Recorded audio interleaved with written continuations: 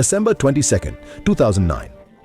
Antarctica is the coldest, most desolate and mysterious continent in the world. Today, a Basler BT-67 tourism aircraft was flying from Union Glacier Camp. The ship had 32 tourists, 2 experienced pilots, and 2 guides. A total of 36 people were on board. They all had just one dream in their eyes: to experience a memorable stay under the icy skies of Antarctica. The plane was being flown by Captain Ahmed Rashid, who was a former military pilot and had over 20 years of experience in the icy skies of Antarctica. It was 2 in the afternoon, and in Antarctica, the sun shines for 24 hours. That's why a white sheet of ice was spread all around for miles. The plane's route was to take a magnificent loop over the Ellsworth mountain range and Antarctica's highest peak, Vinson Massif. At an altitude of approximately 2,000 meters, the plane was moving forward, cutting through the air at a speed of 380 kilometers per hour. Everything was normal, but nature had its own plans. 92 minutes into the journey, at 3:32 in the afternoon, the plane suddenly collided with an invisible enemy. It was Antarctica's notorious tropical storm. A storm of icy wind sliding down from the field at a speed of 200 kilometers per hour. In this strong wind, supercooled water droplets, meaning dangerously cold droplets below 0 degrees, instantly froze on the aircraft's propeller and prop. But the biggest problem arose when the ice blocked the pipe's nozzle. The sensors that indicate the speed of the airplane started giving incorrect speed readings in the cockpit. The autopilot system failed. Captain Ahmed Rashid took manual control, but by then it was too late. A strong gust of wind pushed the airplane down like a toy. At 3:38 in the afternoon, the out-of-control airplane crashed into a mountain in the Heritage Range. A deafening explosion occurred, and then a deathly silence prevailed. When Captain Ahmed Rashid opened his eyes, blood was flowing from his head and the wreckage of the plane was scattered all around. The cockpit was completely destroyed, and somehow he managed to get himself out and looked around. The plane had broken into 2 pieces, but luck was on their side. The plane had slid down on a thick sheet of snow after hitting the mountain, which reduced the impact of the collision. One by one, people began to regain consciousness. Screams, sounds of pain and fear echoed. The captain called out, "Don't worry, stay strong, we are alive." Hearing this, people felt a bit of relief. The first task was to count. 1, 2, 3. All 36 people were alive. It was nothing short of a miracle. But many people's bones were broken and they had severe injuries. They realized that they were trapped in the most dangerous place in the world. All around were only icy mountains, deep glaciers, and a deathly silence. No one knew where they were. The rescue team would never reach them because the storm had thrown them 200 kilometers off their path. The plane's emergency transmitter was also damaged in the crash. Keep your spirits up. In the first 24 hours, they spent time making a makeshift shelter from the broken parts of the plane to protect themselves from icy winds. They only had food for 15 days, and there were 36 people to feed. In Antarctica, from December to May, it is daytime. The sun shines for 24 hours, which completely disrupted their sleep schedule. The captain decided that if they were to leave, it would have to be during these 6 months of daylight. Otherwise, the 6 months of dark night would swallow them alive. The next day, they divided the work. 4 teams of 2 people each were sent in all directions to see if anything could be seen in the distance. 1 team went to hunt and gather food. The rest of the people focused on taking care of the injured and strengthening the shelter. The team included a 25-year-old engineer. He tried very hard to fix the broken radio with the airplane's battery and wires, but the fine layers of ice inside the radio had permanently damaged it. However, he did manage to make a small heater, which provided some relief from the cold. In the evening, all the teams returned empty-handed and disappointed. There was only snow all around. The team that went hunting barely managed to catch a small fish. Days passed by. 5 days had passed. There was no news of rescue. People's patience was wearing thin. A fight broke out in the team. A group of 5 people said that sitting here and dying is foolish. We should set out on foot. Captain Ahmed Rashid explained a lot that going out without information would be suicide, but they did not agree. Taking a little food and supplies, they They set off with their belongings. They had made the biggest mistake of their lives. They went in the direction where we were going to a place where the nearest research center was more than 1,000 kilometers away. 10 days had passed. The food was almost finished. Hunger had increased to such an extent that people started trying to boil and eat the leather from airplane seats. They also attempted to quench their hunger by sucking on ice balls. This scene was enough to send chills down anyone's spine. On the 20th day, what everyone feared happened. An elderly woman was gripped by hypothermia and pneumonia. They had no medicine. Everyone just helplessly watched them suffer, and then they passed away in front of everyone. This was the first death that shook the others to their core.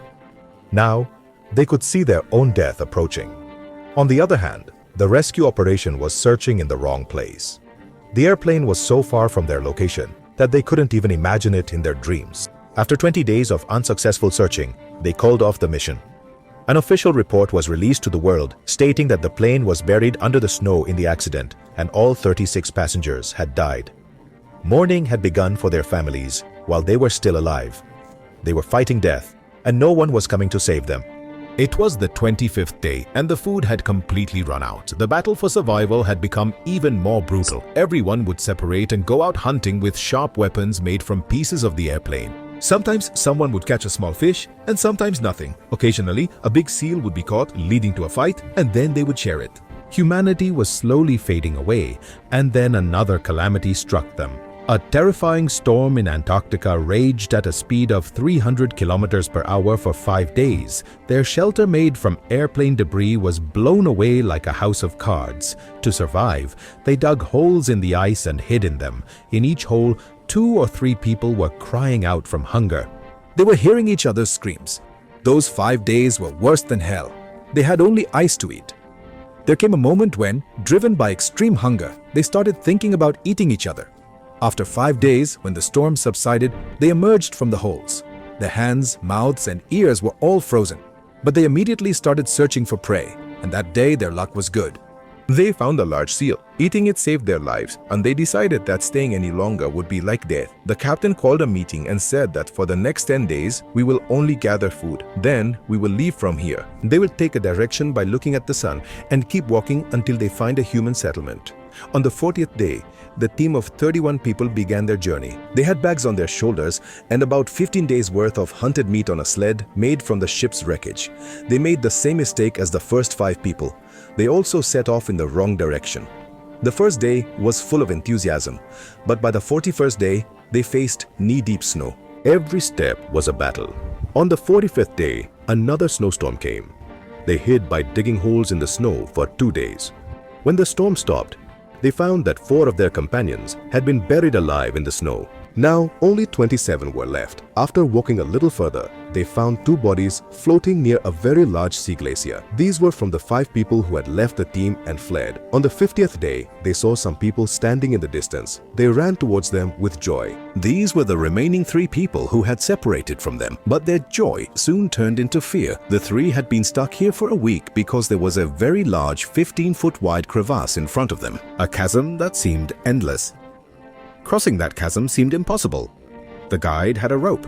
They decided to use it to cross. First, the guide secured one end of the rope on that side and threw the hooked end across the chasm. As soon as he moved forward on the rope, the hook slipped and the guide fell screaming into the chasm. Everyone was stunned. After a long time, the other guide gathered courage and threw the rope to the other side. He pulled it tight several times and then slowly swung to the other side. There, he tied the rope more securely and started calling everyone one by one. This continued for 2 to 3 hours. Every person held onto the rope firmly, trembling. He was slowly moving forward, looking at the abyss of death below. A small mistake meant certain death. That day, they saw death up close. It was the 65th day, and once again, the food was completely finished. They had no strength left to walk. Just then, they saw some penguins on the glacier. In their hunger, they had become so helpless that they hunted penguins and were forced to eat their raw meat to survive. It was such a painful scene that it shamed whatever humanity they had left. They were just living corpses, wanting to breathe at any cost. They kept moving continuously. It had been 35 days since they started walking. And 75 days since the accident. In these 75 days, they witnessed scenes of death that no one could even imagine. An airplane accident, watching friends die, boiling leather to eat, enduring a 5-day storm, and now eating raw meat. On the 75th day, the infamous howling winds of Antarctica began to blow. In these winds blowing at 200 kilometers per hour, pieces of ice were hitting their bodies like bullets. They took shelter in an icy cave and waited for the storm to stop. Each passing day was breaking both their courage and bodies. It was the 80th day. By now, they had covered almost 200 kilometers. They felt they were on the right path, which would lead them to a research center 1,000 kilometers away. But they didn't know that just 300 or 400 kilometers from their crash site, there was another research center in the opposite direction.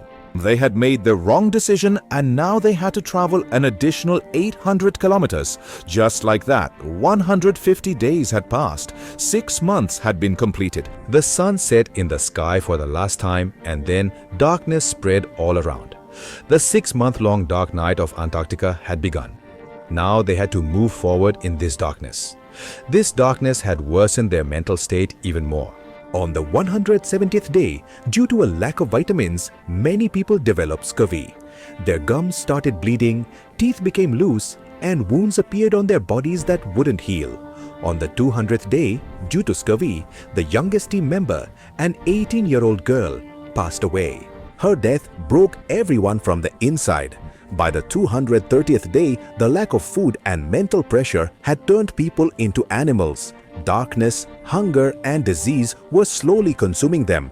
Just like that, 350 days passed. When all hopes had died, they saw a miracle in the sky. Aurora australis, or the southern lights, with green, blue, and purple colors, were dancing across the entire sky. For the first time in so many months, they felt that there was still some beauty left in this world. On the 420th day, Captain Ahmed Rashid, who had been holding everyone together until now, became seriously ill himself. His body started decaying due to frostbite. Taking advantage of the opportunity, Kanji, a former mountaineer from the team, took leadership into his own hands. Kanji was a tough and ruthless person. His decisions divided the team into 2 parts. On the 470th day, trying to take a dangerous shortcut on Kanji's advice, they got caught in a snowstorm. No one died, but they lost their way badly. On the 500th day, a member's frostbitten fingers developed gangrene. To prevent the infection from spreading, Captain Rashid heated a rusty potato knife and cut off her fingers. On the 530th day, the final fight for control of the team occurred between Kunji and Rashid. Most of the members trusted Rashid's humanity. Left alone, Kunji angrily separated from the team and took a different path. What happened to him, no one could find out. Now he was just a skeleton, without the strength to walk. On the 560th day, they saw an animal for the first time. A squad of birds signaled to them that perhaps they were near the sea. The hope that had died came alive again. On the 565th day, they saw a small black spot. Was it real or a trick of their eyes? That black spot slowly started to grow. They realized it was a human body. It was as if a current ran through their lifeless bodies. This was the moment when they completed the impossible journey of 1,000 kilometers, and seeing a spot, the torment of 571 days flashed before their eyes. The first day when the airplane crashed, the hope that someone would come to rescue, driven by hunger to eat the airplane's skin. The 5-day storm when they were buried alive under the snow, seeing their friends frozen in the snow, crossing the abyss of death with a rope, eating raw meat to stay alive. Sam's silent sacrifice, the darkness of the 6-month-long black night, the bodies rotting from scurvy, and a companion going mad and jumping into the ravine, losing more than 20 companions one by one. All of this flashed before their eyes like a movie.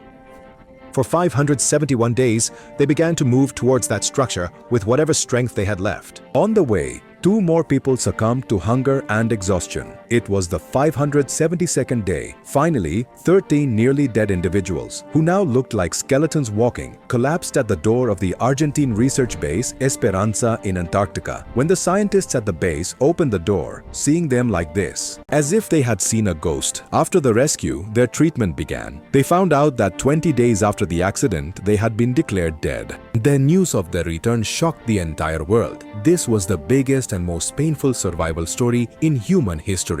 This became one of the stories. Even after returning to the country, he could never fully escape this fear. Captain Ahmed Rashid was honored with a high civilian award by his country.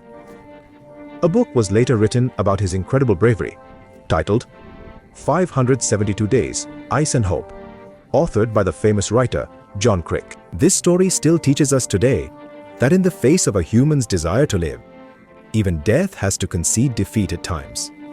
If you are connected to this story, if you have felt their pain, do pay tribute to their courage in the comments.